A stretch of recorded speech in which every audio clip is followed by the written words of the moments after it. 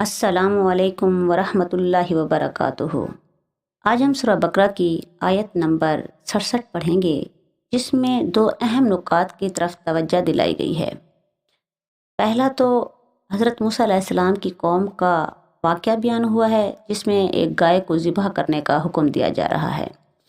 और दूसरा सबसे अहम मौजू है मजाक के बारे में कि मजाक करना कैसा है। वइज़ और जब काला कहा मूसा मूसा अलैहिस्सलाम ने लिकौमी ही अपनी कौम के लिए, इन्नल्लाह बेशक अल्लाह ताला यामुरुकुम हुक्म देता है तुमको, अन तज़बहू ये कि ज़िबा करो तुम बकरतन गाय। कालू तो वो कहने लगे अतत्तखिज़ूना क्या तू हमसे करता है हुज़वन मजाक।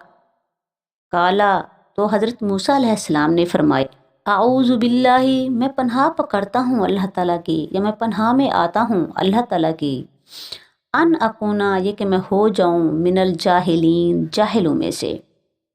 और हज़रत मूसा अलैहिस्सलाम ने जब अपनी कौम से कहा कि अल्लाह ताला तुम्हें एक गाय ज़िबा करने का हुक्म देता है, तो उन्होंने कहा हमसे मजाक क्यों करते हैं।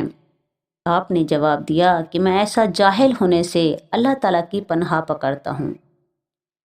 अब यहाँ पे जो अहम बात है वो ये है, जो हमारे लिए एक सबक है कि मजाक करना एक नापसंदीदा फ़ेल है, और अल्लाह ताला के अंबिया ने भी इससे पनाह पकड़ी है। वो इस फ़ेल को जाहिलों वाला फ़ेल करार देते हैं।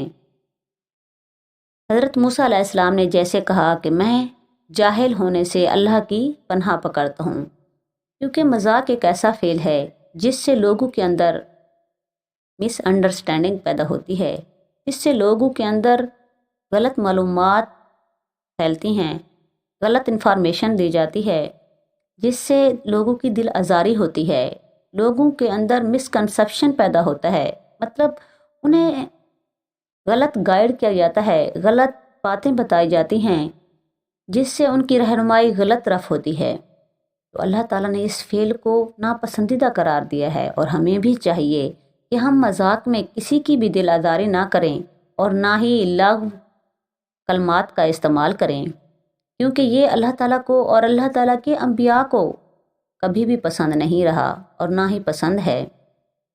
अल्लाह ताला हमें इस पर अमल करने की तौफीक अता फ़रमाए, क्योंकि कुरान पाक पर जब तक अमल ना किया जाए, उसे समझा ना जाए, तो उसके उतरने का हक़ अदा होता ही नहीं है। उसके उतरने का जो हक़ है, उसके नाजिल होने का जो हक़ है, वो ये है कि उसको समझा जाए बस। जब तक आप इस किताब को समझेंगे नहीं, जब तक इस किताब पर अमल नहीं करेंगे, मैं नहीं समझती कि आपको एक हर्फ पर कोई नेकी मिलती होगी।